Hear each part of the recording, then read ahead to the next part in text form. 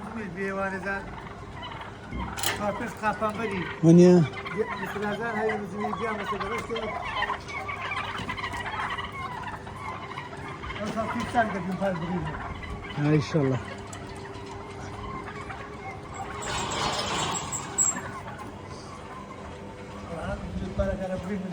يعني ما شاء الله أجل جوده هذه شاتوان ده Güzel şampiyon. هذه شاتوان ده من هنا جوده